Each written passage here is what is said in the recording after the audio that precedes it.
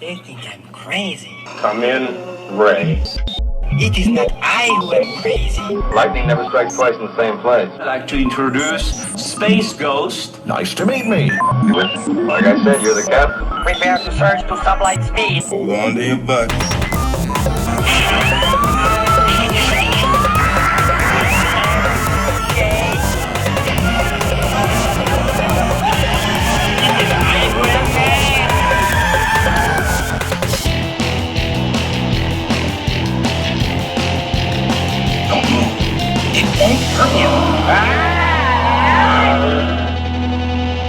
And welcome to the second episode of Nate Has an Hour to Fill. I still love that name. Me too. So I am Nate Heberlein, and I'm here with Phil Maki. This is true. That's my name. And we have a special episode prepared for you today. We do. The last one wasn't special at all, but this one is. This one definitely is. So it's going to follow the same format. We have topics that we have both kind of collaborated on. The only topic that Phil doesn't know is the last one, which is, well, I'll get to that. But this is going to be just very impromptu, conversational. I will be the moderator this time. Phil was the moderator last time. So without further ado, Phil, how have you been? Because I know I haven't really seen you very much. Since like yeah, I was gonna say it's been a while. It's been like what?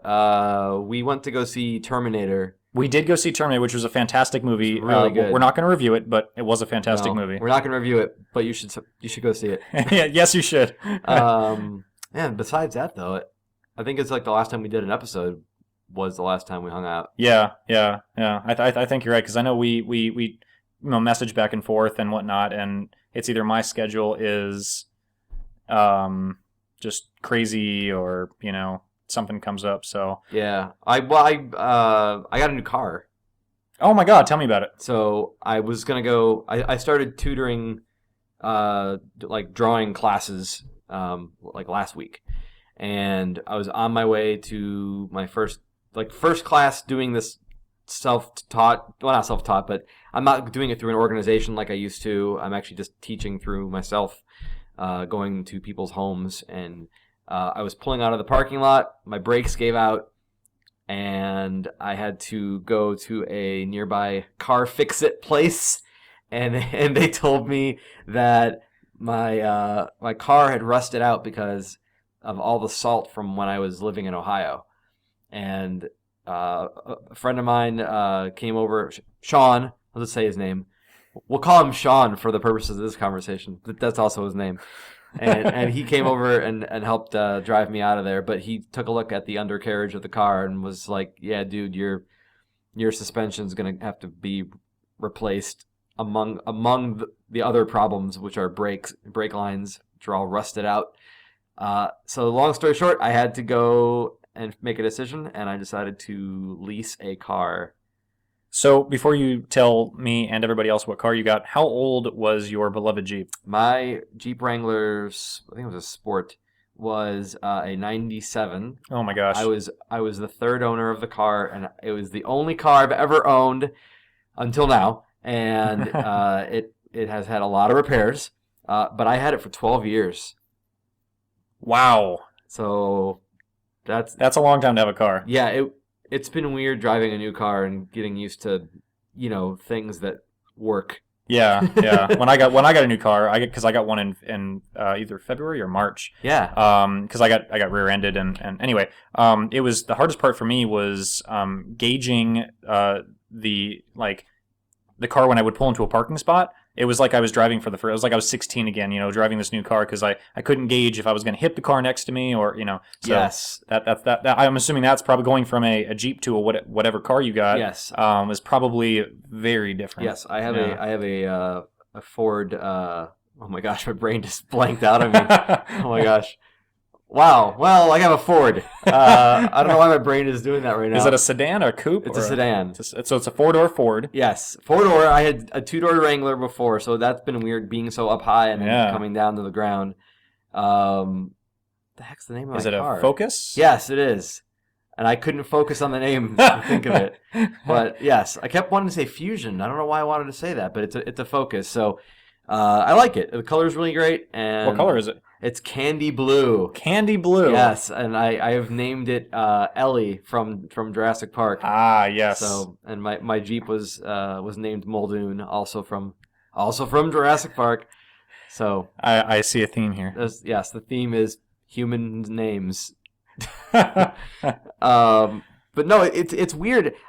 Like, okay, so the keys, they hang down from the ignition and they like graze my knee. And that never happened before. That's got to be really awkward. It's actually. really, I don't like it. So I'm trying to figure out a way to like get around that now because it's awkward and uncomfortable. Well, yes, that goes with the territory of buying a new car. Yeah. Yeah. So, but I guess, I mean, I've got like working parts now. I've got a car that has air conditioning. And... Oh gosh, that's got to be. I was gonna say, because not to try to change the topic, but today it was over 100 degrees without heat index. Yes, I was aware when I saw the temperature in my new functioning car, and it was like 103, and I went, Yeah. I'm like, I wonder if 103 is just the temperature from this inside the car from sitting all day, or if that's like outside temperature. But I'm guessing. I think it was the outside temperature because. Yeah. Yeah. It was a hot one. It was really hot. Yeah. Yeah. Well, anyway, so what have you been up to? Well, just working a lot. I'm starting this new cardio routine, and it's basically where I'm running 6 miles 5 days a week. Wow. And so what I'm trying to do is I'm trying to get up in the morning to do it before it gets too hot, because my evening is always, either going to the gym or taking care of my dog, and but by the time I'm done with all that, it's like 9 o'clock, and I just have no evening. So, other than that, though, running at if it was really hot out, I can't imagine trying to squeeze that in and it be the 100-degree weather. Yeah, no, it just wasn't going to work. So. No. That's why I get up at 5:30 every morning, and I do a 1 hour run. Nope, sorry. So nope. That's one of the things I like about living in Austin, though, is that I can go outside at midnight and go check my mail. Yeah, I got nothing better to do, and it's comfortable to walk outside. That was one of my complaints about living in the Midwest was just you just feel like you have to put a coat on a lot. Yeah, that's true. I used to live in Illinois for, a long time, almost 15 years. And yeah, just to walk, to take the recycling down to the curb or to check the mail, it was like, all right, get my boots on, get my coat on. It was a process. Yeah. No, yeah. Processes. They're horrible. They are. They're the worst. But other than that, I've been trying to, so it's a funny thing. I have been trying to play catch up with all of the movies that I was previously lacking on purchasing. Yes. And and it's funny that we're doing this show with the two of us, because the inspiration to get these movies was every time I come over to Phil's house, and like right when you walk in the door, you're just smacked right in the face with this big shelving unit of movies. I just smack people in the face when they walk in my front door. It's a tradition from when I was younger. You have to come in and I have to smack you, and then we spit on the side, and then we kind of stamp on it, and yep, it's really adorable. No, I'm kidding. It's that could be a tradition that But anyway, no. You're saying there's my movie case. Yes. It's right front and center as soon as you walk in the door. Yes. You have a big bookshelf with all of your movies and it's my library. Your library, exactly. So it was inspiration and motivation for me, because I was looking at my library at home, and it is very much not as complete as yours. So I've been spending a lot of time on Amazon and at Best Buy and Target, trying to hunt down old Disney movies and DC original animated movies. And I'm glad I could help. yes.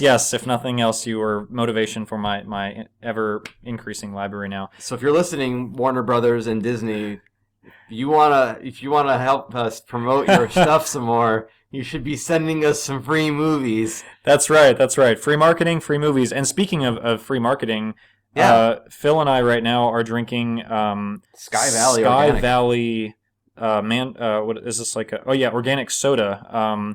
Mandarin orange. Mandarin orange flavored. I know last time we hung out, it was the black cherry, right? Yes. And Same company. Same company. So we're trying to do a because the first episode we were drinking the natural brew vanilla cream soda, and so now we're doing Sky Valley, and next episode we'll be doing something different. Yes. So we didn't have the black cherry on record. No. I just bought those and we had them, but I think it's a good idea. We want to feature a different flavored soda beverage every time. So if you're listening and you want your fizzy beverage to be talked about on Nate Has an Hour to Fill, let us know. And we have an email address, which is natehasanhourtophil@gmail.com.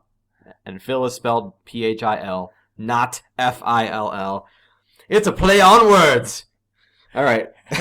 in case you were wondering, but yes, sponsors are that's kind of our one of our goals is to take the show to the next level, and sponsors can help us do that. But anyway, so we've both been up to some interesting stuff. That's lately. like dating. What Yeah, you said there. yeah. We want to take our show to the next level. It's like we're asking sponsors to go steady with us. That's right. It's like our act. We want it to go.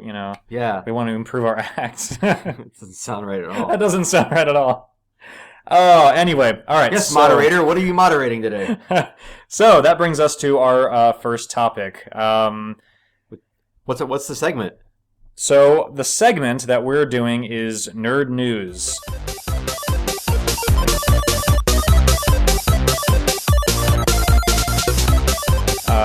So a lot of these segments are going to be repeated over the course of the different shows, and we'll just change out the topics. So this one, and I found out about this by checking social media today. Go figure. The president and CEO of Nintendo has sadly passed away. Saturday, actually. Yes. Yeah. Yes. What is today? Today's Tuesday. Today's Tuesday. So like 3 days ago. Yeah, I don't check social media that often, so I guess I was a few days late on that. But anyway, he will be sorely missed. Absolutely. Gosh, I mean, Nintendo. I mean, you just think about it. It's still one of the leading giants, competing giants for what Sony and Microsoft, right? Mm-hmm. So. Yep. Do you remember what was your first introduction to Nintendo? Like, what was something that you first purchased or whatever? So that's an interesting question because I grew up with my family didn't really believe in us having video games. They were sort of, I don't know. They wanted me to play outside. Yeah, right. So I did. So no, but I had okay, I won't go that far back. I'll just say my first Nintendo memory, I would say it was going to visit my friend across the street, Carlo. Hi, Carlo, if you're listening to this show. And he had an NES, and I was like... For those who don't know what NES... I mean, I really hope that everybody knows what NES stands for, but for those that don't, those sad, lonely people that don't... Yes, it's a Nintendo Entertainment System. There we go, okay. But I was super, super into the original Legend of Zelda, and I still love that top-down, kind of three-quarter look. Mm-hmm. Just the creatures in every little screen, and I don't know... finding little dungeons, and that was just I love that game so much. I mean, the series is good, but I just love that original one so much, and I even just love the music. But besides that one, let's see, what else did he have? He had Bart versus the Space Mutants. Yes. That was a hard game. Honestly, I remember that game. I never beat it. I've never beaten it before. And what else did we play? I can't remember. Oh, we played... He had one of those, game pads. Oh gosh, yeah, that had the joysticks and the... No, it was like a mat. Oh, it was oh wow, jeez. And we would play. It was like an Olympic game. I didn't know Nintendo had mats back then. Yeah, and it was like you had to get up on the mat and hit the pads real fast, like you were running. Huh? And I remember us cheating the system and just kneeling in front of it and using our hands to see how fast we could make the character run. So it's like a video game version of Twister. Yeah, it looked like a giant twister pad. It was okay. So that was my earliest. But yeah, as far as buying one goes, I don't think I owned anything Nintendo until crud. I think I was just in college, or I just got out of college, so that was like 2003, and I know that was a long time. I spent a long time just visiting people's houses and playing their Nintendo. That was my childhood. So you mooched off your friends for their Nintendo. I did, and then finally I traded in my Sega Game Gear. Oh my gosh! And I put the money towards getting a GameCube from Nintendo. So GameCube is my first official Nintendo product. You skipped the best one ever made, though, the 64. I played it a lot in college. Everyone else had a 64 with them in college, and I played the heck out of Smash Brothers. Oh my gosh, that was, yes, I got very good at that game. Yes. So that was my, I won't go any further than that. That was my introduction. Actually, I will say one last thing. I will add one thing. Went to New York. Actually, I might be wrong about this now that I think about it. Maybe my first system was a handheld. So before the GameCube, I think I actually might have what about the Game Boy? I didn't have a Game Boy, but I had a Game Boy Advance. Oh, so not a color, but the Advance? Not the color, yeah. The wider one? Oh, and I actually had, I think I still have it in my closet. I had the gold one. It was the Pokemon edition, and I bought it from the Nintendo Pokemon store, which is no longer a Pokemon store. Now it's a Nintendo store in New York City. What? So I think that's my first Nintendo product, and then the GameCube was shortly thereafter. So I guess first handheld and first console. Yeah. So there you go. That's my answer, and I'm sticking to it, whether it's right or wrong. How about you? What was your first Nintendo stuff? Gosh, I gotta go way back. So it was probably, let's see here. It was probably the Nintendo 64, and I did own the Super Nintendo and the NES, but I'll get to that in just a sec. When I was, I must have been really young, like, I don't know, kindergarten or something. My brother's 4 years older than I am, so he and I got a Nintendo 64, and they had the special limited edition console package that came with Super Mario 64 and an additional controller, which was big news back then. Actually, I remember going to Blockbuster Video, which is no longer around. But God, I love that story. And I remember going in there, and on one of the end caps, they were showing off Mario 64, and I would just stand there and play it there in the store. I was mooching off the store. more mooching. Yep, I think we're noticing that my gamer history has been a history of mooching. Yes, the Super Mario 64 was the first game that I ever played, as far as like video game wise, and it was awesome. I mean, still to this day, it is probably, if not my number one favorite, it's in my top three. Which, I've played a lot of games since then. But yeah. So and once we bought the Nintendo 64, well, it was bought for us. We just kept asking for Nintendo 64 games for birthdays and Christmas, and anytime there was present giving, we would say, oh, there's this new game. And when we both got a little older, I was probably in middle school, I was probably in elementary school, and my brother was in middle school. We found at a used game shop both a Super Nintendo and an NES, and we picked up some games and stuff and played to our heart's content. But yeah, Nintendo's always been probably one of my favorite systems. Yeah, I'd say. I remember. So back when I lived in Solon, my friend Terrell would bring over his 64, and we would play Smash Brothers because we had a big screen TV growing up, and so we were staying up till 5 a.m. playing Super Smash Brothers. I remember doing that. Yes, that was good stuff. Yeah, the 64. All my friends had it too, because that was like the thing to do to play at like birthday parties, or I'm going to use the term sleepovers because that's what we did when we were kids. Yeah. Oh man, I remember playing all those different games. Still doing sleepovers. You kidding? Oh yeah, are you kidding? Yeah. I do them now. People sleep over all the time. Absolutely. Well, we don't. Yeah. No, we don't. But no, but people do. People just do. Random people. I just leave my door open and people walk in here and they just sleep over. It's because I'm kidding. Yeah, sometimes I get random knocks on my door. People just want to crash for the night. Totally cool with that. So. And I tell them, hey, if you're gonna play Smash Brothers with me, then you can stay the night. But that's the prerequisite. That's right. Well, actually, it kind of sucks. I don't have a console for Nintendo right now, so I want to get a Wii U. I've wanted to get one for a year or so now, and I just don't have the time at the moment. I just don't have time to play it, and I would love to have one, but it's not me picking on Nintendo. I just don't have time to really play anything at the moment. Yeah, my last console that I've purchased from Nintendo was I think it was my GameCube. Honestly, I've never owned anything, and handheld wise, it was the Game Boy Advanced. I've never owned a DS. I've never owned a Wii of any sort. So kind of behind the times on that, but time restrictions. I just don't have a lot of time anymore to. I have a 3DS XL. I love that thing. Oh, you still play it? Not right now. No. But I mean, I'm not going to get rid of it. Right. I'll come back to it. I still have my GameCube, and I actually really proud to say I have a Game Boy player which attaches to the bottom of the GameCube, and you can play your Game Boy games on your TV screen. What? Which is awesome. No way! I didn't know they made that. Yes, it was hard to find actually after a while. Dang, I should have picked up one of those. Yeah, they're like super rare now. So I've always wondered what it would be like to play a handheld game on a big screen TV. It's pretty awesome. It's so now you don't have to wonder anymore. I just gave you the answer. It sounds like it. Yeah. So, aside from that, I'm trying to think of what else that I had. Do you remember for the 64 when they came out with the first kind of 3D-ish game? I believe the first one they came out with was Donkey Kong 64.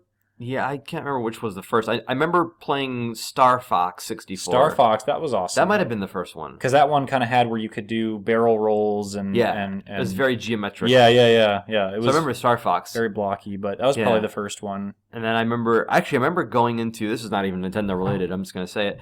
But I remember being on vacation in Myrtle Beach and going into an arcade because, what better thing to do at a beach than go inside and play an arcade? Forget the sun and the sand and the water. Jeez. Yeah, I was a brilliant kid. Yeah. So I remember going into this arcade and being blown away by, I want to say it was like the first version of Virtua Fighter. Oh my gosh. And everything was so blocky, but it was all rendered in 3D. And that was one of the first games that did that, at least that I remember. And I remember being blown away by that. And I think that's all right around the same time, though, as the 64. I think that graphical era was all right around the same. I think so, yeah. And then came other games like Donkey Kong 64 and Diddy Kong Racing and Mario Kart. Oh my God! Don't even get me started on Mario Kart. I won't. But all right. Well, moving on. That was nerd news. So hopefully everybody had a blast from the past on that one. We are now moving on to nostalgia time.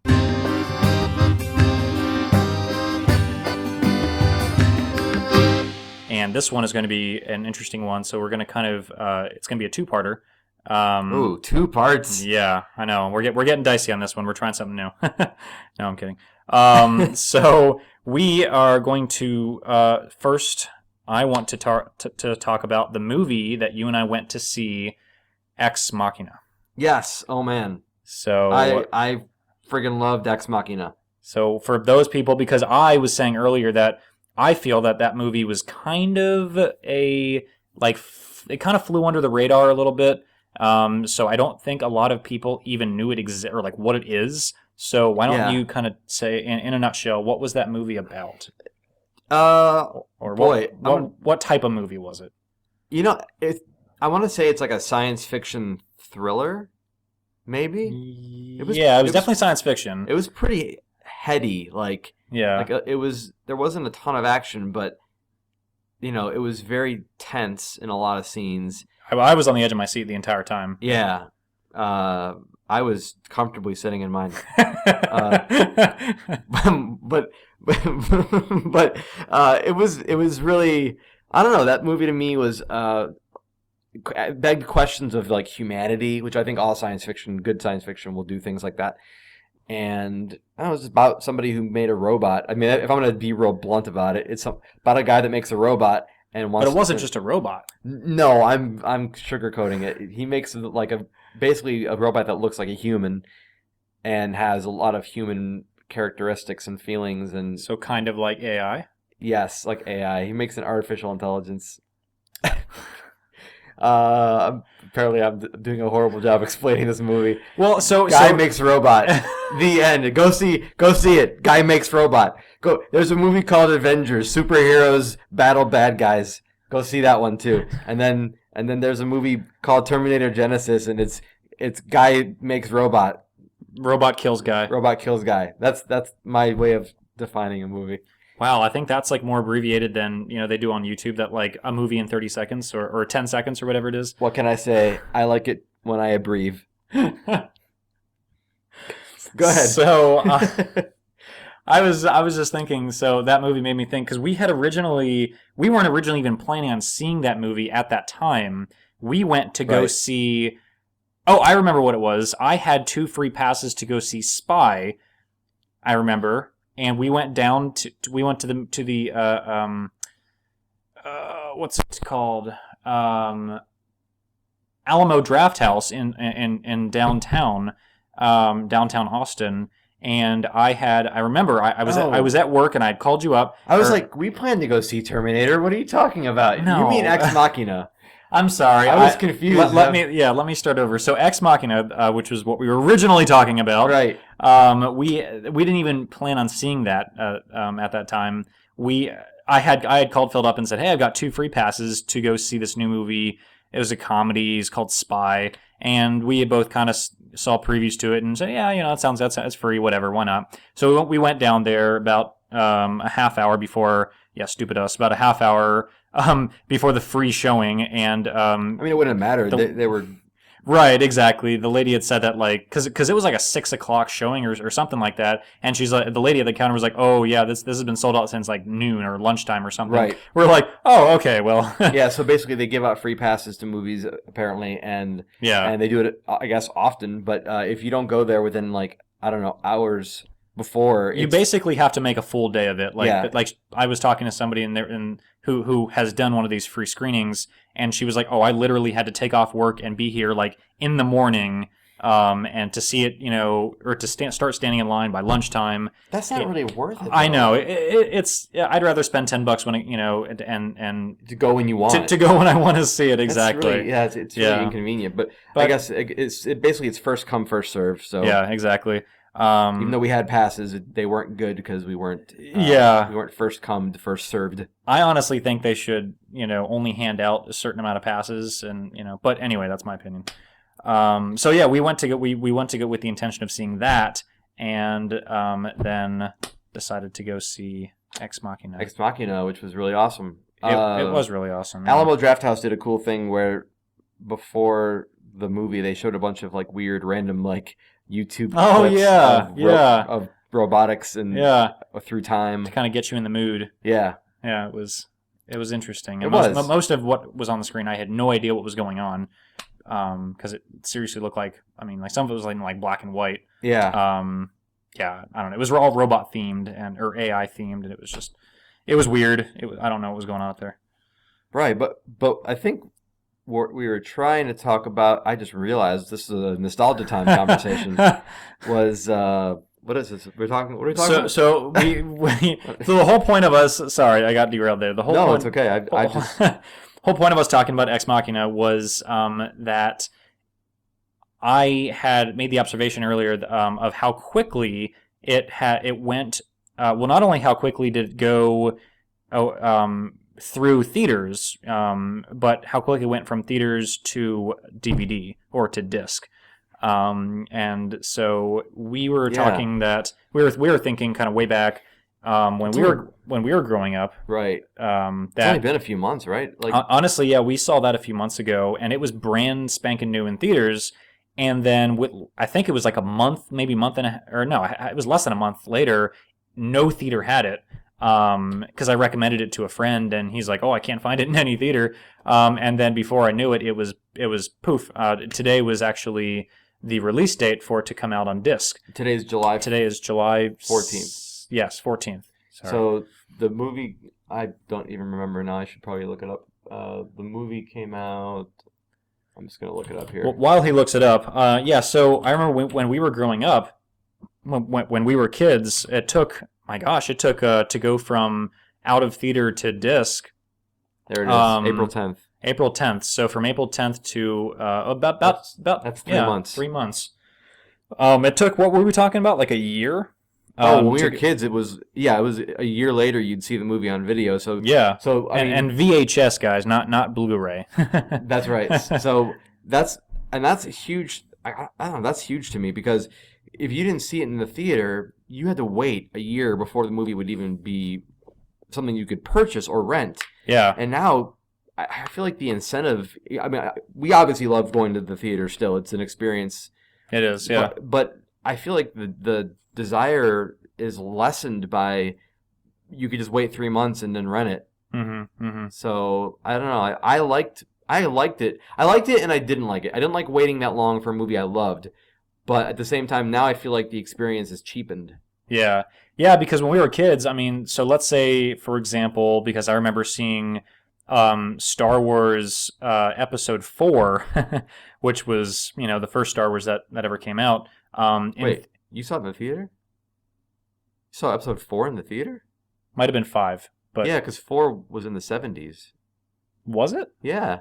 Did it? How old is that movie? It's old. Let me hold on. Now I gotta pull it up. A New Hope came out.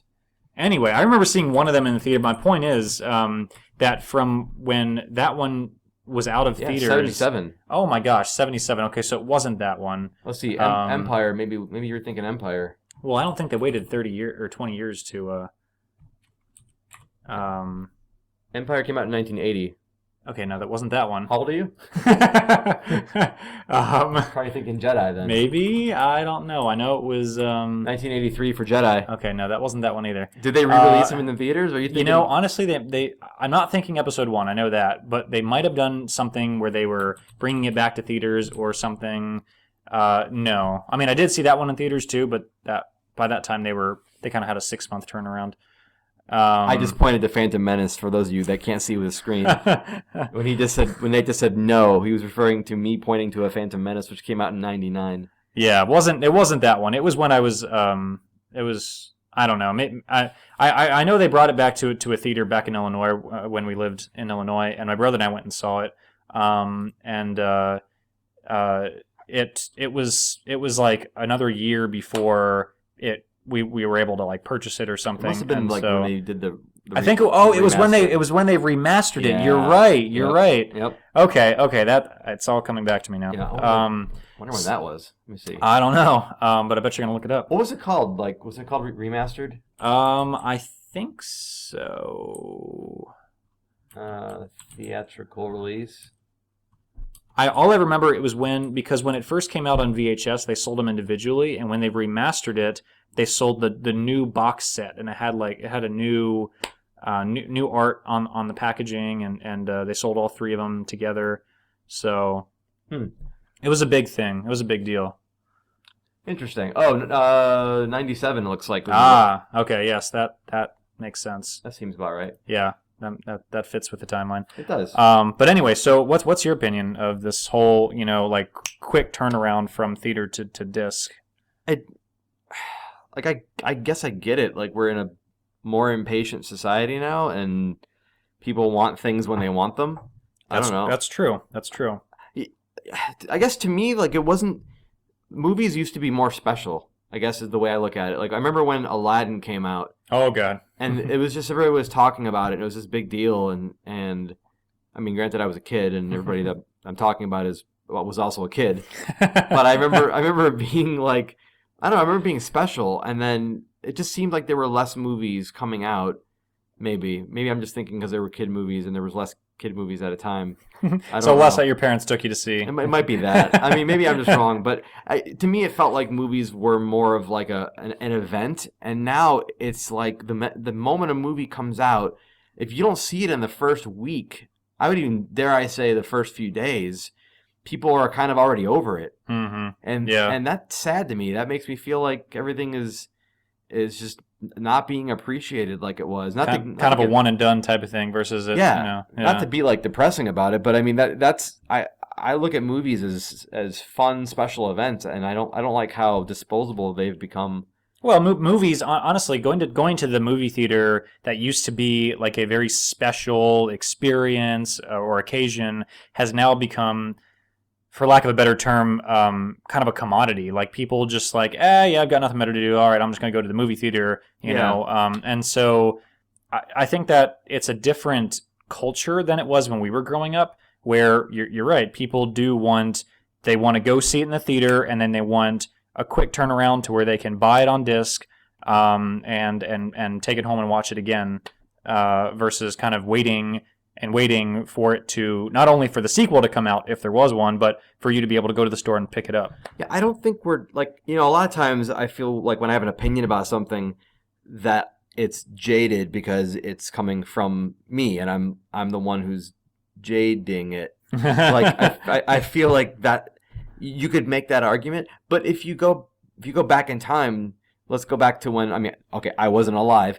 You might have been, but since you were there for the original Star Wars, but like, yes, somehow I was. I don't know how you did that, even though I'm older than you.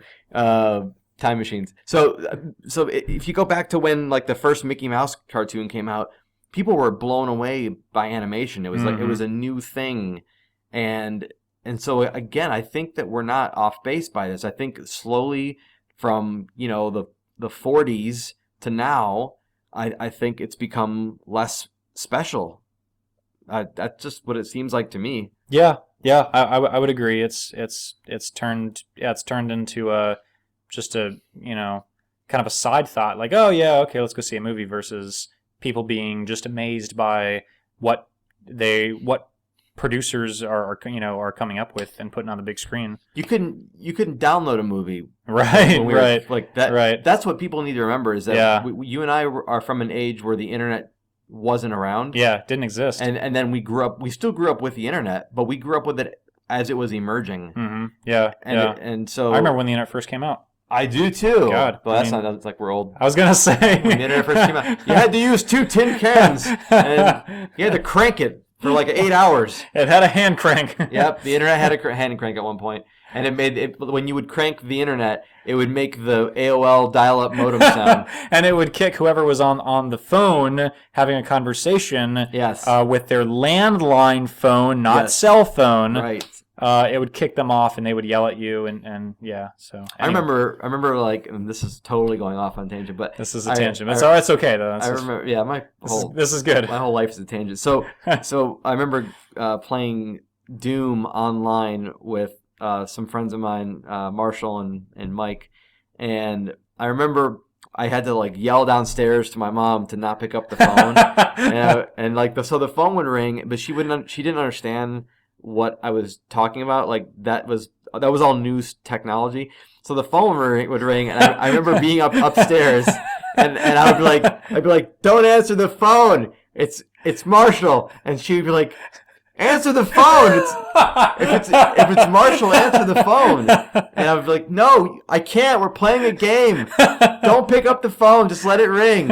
And just yelling back and forth downstairs until like it would pick up finally. And then that's how you'd have to play a video game with your friends. You'd have to like dial them up. Oh my God, I remember. And this is the funnier part. So my room in the house I grew up in, my room didn't have a phone jack in it. Okay, so I had a 50-foot phone cord that was plugged into the modem, dragged across the hallway into my mom's room, and plugged in there. And there's like this big like spool of cable in my mom's room because I wanted to play Doom online. So I actually have a story that is very similar. To play a game online, the only phone jack was downstairs in the kitchen, and so I remember, and my room that I shared with my brother at the time was upstairs on the far corner of the house. So likewise, we had to buy a really, really long cable that went up the stairs, down the hallway, and it had to cross in front of the bathroom, and people always tripped on it, which was funny because if you trip on it, the stairs are right there. And so and into the room in order to play the game. So it was, yeah. See, I feel like we appreciate high-speed internet in a way that nobody younger will appreciate because they've always known it as like a decently fast system. Yep. I remember going to college and Bowling Green had a T1 line. Oh my God, T1 lines! Those were the those were it back yes, then. I mean, and the worst part about it was coming back to visit my family on holidays, and they didn't have a T1 line, and I had to go and deal with that. And I was like, your internet sucks. I don't want to be here. AOL dial-up versus campus T1 lines. My gosh, dude, Net Zero used to be. It was named Net Zero because it used to be free. Yep. It was a free service. When they started charging, I was like, you guys you're missing the point of naming your service Net Zero. You've painted yourself into a corner. Yeah. Honestly, I think they realized that when they started off, hey, this is a free internet service. They realized, oh, this isn't a good idea. So I think they didn't think about that when they were naming their company. I was a technology hoarder for a little while, and I remember getting the AOL discs in the mail. And do you remember? Sorry to interrupt. No, do you remember fine. going to the grocery store and they used to have at the registers? Hey, that Best Buy used to carry them. Oh my God! And when I all the way up through when I started working there in 2005, for maybe at least 2 or 3 years after I started working at Best Buy, they were still carrying the discs, and it was funny because they kept getting moved to more and more pushed away parts of the store. So it was we don't want them here, we don't want them here. Eventually they were shoved off into the front glassed in area, and they were just all dusty and gross. And, yep. And people would still come in and ask for them. I don't know why. But I remember when they would come in the mail, when I was in high school, I didn't need them, but I remember keeping the discs because it was blank media. Well, it wasn't blank media. It had something on it, but it was media, and I valued that. I don't know why I assigned a value to that, but because it was a tangible disc software or whatever that came in the mail, and that the same thing. PC Gamer magazine used to come with trial discs. That's right. Demo discs. Yeah, I mean, I had all these discs that I would keep because I valued that. I remember getting a stack of floppies to play, someone it was 7th or 8th grade. Somebody gave me a stack of floppies to take home and install Doom on my computer. It was the shareware version, and so and it was 7 or 8 7 or 8 discs. You'd sit there, and after disc 1, you'd sit there and wait for it to install and load, and then it would say, "Please install. Please put disc 2 in." And if it's screwed up on disc 4, you'd start over again. I mean, I just feel like you don't appreciate. People don't appreciate what they have now because of now you push a button and it downloads. The end. The worst you have to do is wait. I'm sorry. Yeah, and not wait hours that it took us to to put 8 floppy disks in, but people nowadays wait God forbid 30 minutes for a game to download off the internet with their high speed internet. We got to rename this section "Grumpy Old Man." I was gonna say, God, I sound like I'm 60 or something. The way you phrase that, with your high speed internet and your hula hoops and your and your pickled rum whiskey, and I don't know what I'm saying now. Your moonshine. Oh, wait a minute. Whoa, sorry, that's a different show. Moonshine. Sorry. That's for a different show that we're doing. Yeah. No, what the I'm heck were we talking about? Videos, I think. We were talking. Well, we originally were talking about Ex Machina, and then we started talking about theater to disc, or theater to disc. Buy a purchasable movie. Yeah, that's right. Actually, I was talking with somebody yesterday, and they were downloading a copy of Ex Machina. I don't know if I think they were pirating it. Oh, torrenting it or something. Yeah, and they were like, "Yeah, I just put it on my flash drive," and I was like, "Oh, good for you." And how simple it's become nowadays. If you're listening and you're a pirate and you're wondering why I'm saying it like that, is I don't support piracy. I believe that creative media should be supported, whether or not you believe that with me, whatever. But as a person who makes media, not to get on my little soapbox here, but I was gonna say no preaching, but I agree with you. I agree with you. Oh, I'll preach. but anyway, the point is, it's just so friggin' easy now to get stuff that when we were kids, you had to get it. You had to buy it. Yeah, you either had to rent it from let's say from Blockbuster or Family Video or something. Yeah. Or you had to go and you had to actually purchase it. There was no way to. Well, there was a way. People would have VHS duplicators, and they would they'd break the tab off the VHS. Yeah. But I didn't do that, and that was enough work that people wouldn't want to do it. Right, I forgot about that. Yeah. So I guess there's always been piracy. It's just evolved, just like everything else has. Now it's a lot easier. Yeah. Of course, now the difference is you get a virus on your computer instead of you break a plastic tab off of a VHS brick. So Oh, not to mention, were you ever the one to do? I used to have this big old stereo boombox looking thing on the top of my dresser that had two cassette, I don't know what do you, two cassette slots. I don't I know. almost said drives. Anyway, and you could make a copy, or you could essentially, I'll use the term, burn a cassette tape, like make a playlist. And I remember my friend and I used to do that all the time because he and I each had one of these big old, boombox looking stereos, and you'd put the cassette that you purchased from the store into one, and you put a blank into the other, and you'd hit. That's piracy right there, man. Well, it's not if you purchase it. I thought you were borrowing it and then. No. If I purchase it, I made a copy anyway. But God, it's so crazy how people can like instantaneously steal, and that's essentially what it is. Anything, whether it's a CD, a movie, a video game, pictures. I mean, it's just It's makes you wonder how anything is able to make business anymore. Yeah. But I didn't have a boombox, but I did have my parents had. I used the heck out of it. It was what would you call it? I don't know, the stereo, but it had the vinyl record player attached to it. Oh yeah. So yeah. I my mom had one of those. Yeah, I couldn't like carry it around like a boombox. It was like furniture, It literally was a piece of furniture. Yeah, no, this wasn't, but I mean they used to make them that way. I was gonna say my mom still had. I think it was my grandma's that when my mom moved out, when she took it with my grandma gave it to her, and it somehow ended up in our house that we grew up in. And anyway, so it was literally a piece of furniture. Like it was like the size of a a small table. Like it was. Yeah, it's weird how media stuff was built into furniture at one point. Yeah, it's now in your pocket. Yeah, exactly. It's cell phones and flash drives and even smaller SD cards, and I know it's ridiculous. But anyway, so that was a lot of fun. Gosh, man, I had a serious case of nostalgia on that one.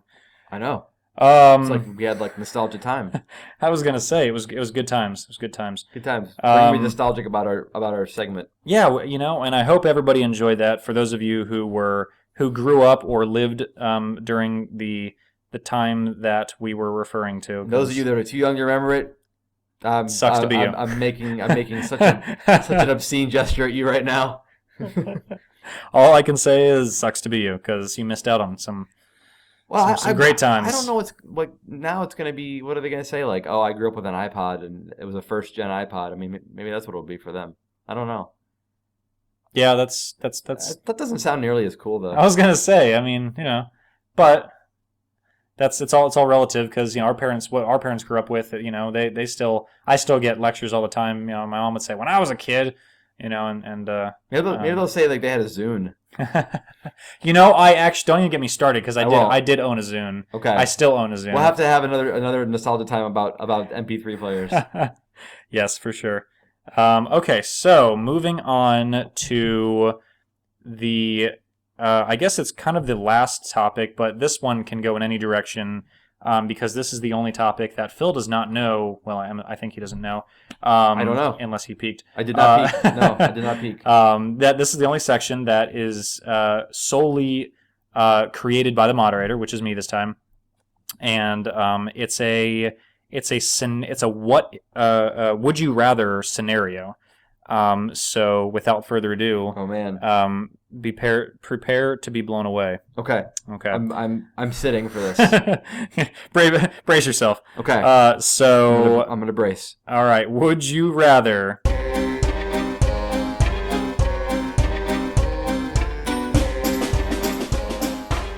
clenching right now.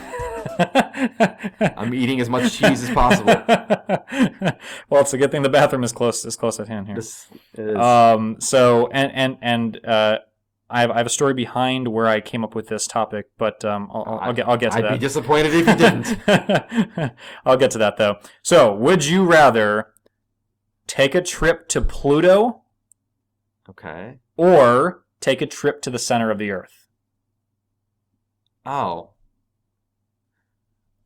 Well, now I'm sure you have some clarifying questions. Yeah. Well, just because supposedly the center of the Earth is like molten lava, so Well, do you remember that movie, Journey to the Center of the Earth? Yeah. Okay. So assume that you can can't assume assume that you can easily get to Pluto, Okay. and that you can, let's say, for this all intents and purposes, you can breathe or survive on Pluto. Without like the use of a.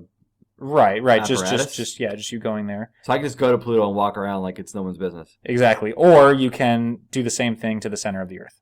Oh, so we're assuming the center of the Earth is not molten lava. Right. We're assuming it's like what Hollywood thinks it is, and it's this thing that you can go to, and yeah. I have to question your choice in question because Pluto is a block of ice, It is. and the center of the Earth, based on Hollywood, has dinosaurs in it. That's true. And I will always choose dinosaurs over blocks of ice. I think that's pretty obvious. I think. But just thinking what you know about the center of the Earth and what you know about Pluto, what would you rather visit? Minus the dinosaurs. So then I'm going to the center of the Earth, which is a rainforest,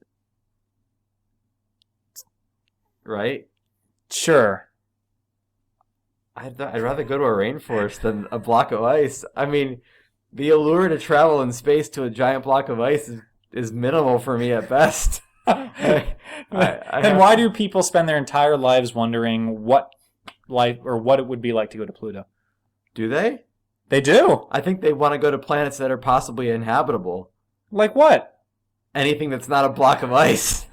Or a ball of gas. Yeah. Yeah. I think they want to go like to Mars to look to see if there's residual water stuff and like traces of dead sea monkeys. Dead sea monkeys? Yeah, because why would there be dead sea monkeys? Because if there was anything living on Mars, it would be most likely based in water, and it probably wasn't very complex or organismly wise. Organismly? Mm-hmm. That's a word. I made it up right now. It's a new word. That's fun. Okay, well... Do you have a different answer for the same question? So for me, honestly, I would go to Pluto. Because... You enjoy the cold more than I do. Well, that's true, but that's not why. Because I think that outer space and the planets that have yet to be visited are just kind of the mystery behind it all is very alluring to me. There's a lot of mysteries on. I guess I'm a big believer that there's a lot of mysteries on Earth we don't know about still. Like that's true. That's true. I still want to go and just like if I had the money to do it, which no one really does. I guess maybe someone does, but I'd want to go into like a deep sea vessel and explore like Loch Ness because they've discovered that there are like miles of underground caves underneath Loch Ness, and they believe that there may be creatures living there that we don't really have an awareness of because of how much untapped, undiscovered waters. So I feel like the sea is a huge question mark still for us. Yeah, I think. If you watch any of those documentaries on like Discovery Channel, there's some weird stuff living down there. And if you go to a block of ice, you're probably gonna find ice. Hey, you never know. We only think that all there is ice. I mean, not to shoot you down. I feel like Pluto. I don't know. If you would have said Mars, I would have had to think about it a little bit harder. Oh. If you'd have said a planet that I don't think would have nothing on it, I would probably. Okay, how about to a different solar system? Oh, that's a different question entirely. I don't know if we have even time for that question. If that was the case, yeah, I'd probably go to another solar system if it's a planet that has life on it.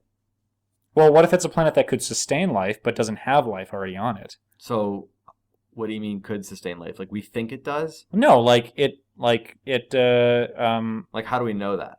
Are we getting telescopic feedback that shows greenery? No. So how do you know it's a potential planet that has life on it? We don't know? We don't know. So you're asking me then, do I want to go to a planet that potentially could have something, but potentially could have nothing? Or, Yeah, because it's a different solar system. Right. Or do I want to go to the center of the earth, Hollywood style, which knowingly has stuff down there that probably people have never seen before? Yes. I would go with where there's knowingly something because I'm not a gambling man and I want my best odds at seeing something new that I possibly could have. Also, I don't like the idea of not being able to fly back to Earth. That kind of alarms me. Why wouldn't you be able to fly back to Earth? I've seen enough movies. You saw Interstellar. That was I did see Interstellar. That was hard to get, my head wrapped around of coming back to a planet. Well, that's true. So speaking of flying, you just jogged another thought that actually was. Remember how I had said a couple days ago I had thought of something that would be a good topic, but I forgot about it. Yeah. So you just jogged that thought. Oh, so good. Let's do that one. My original. It doesn't involve Pluto, I don't think. Wait, it does. No, I'm kidding. Oh no! Oh, I'm doomed. Okay, so and I came up with this because I had I was rewatching what was it, Throne of Atlantis? Oh yeah, the DC animated movie, yeah, yep. which was I liked it for what it was. It's okay. It's not their best. It's not their best, but anyway. So, would you rather be able to breathe underwater? Are you asking me an additional? Would you rather? Well, kind of. It's fine. You can. I was just asking. Yes, it is entirely. Would I rather answer a question about Pluto or answer a question about Throne of Atlantis? And I choose Throne of Atlantis. Go ahead. I'm just kidding. So would you rather be able to breathe and live underwater, or would you rather be able to fly? Oh, that's a good question. So breathing and living underwater, does that account for like the pressure that increases when you go further? Yeah, you can go anywhere underwater. There's no limit. You can go as deep as you want, wherever you want. You can stay underwater as long as you want. And same thing applies with flying. You can fly as fast as you want. You can go as high as obviously you can't go into outer space, but fly wherever you want. Yeah.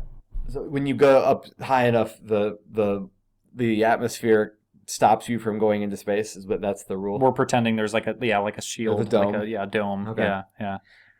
That's a tough one. Because where the sky turns into space. Yes. Yeah. So you can fly in the sky. Bump your head at that point. Yeah, exactly. You're literally just going to rack your head on the top of the dome. I'm going to say underwater.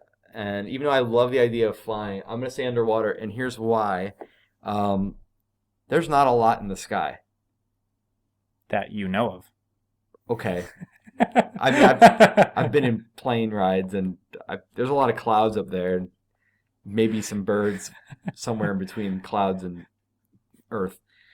So, I don't know. I feel like that would be amazingly gorgeous to see some amazingly gorgeous skyscapes.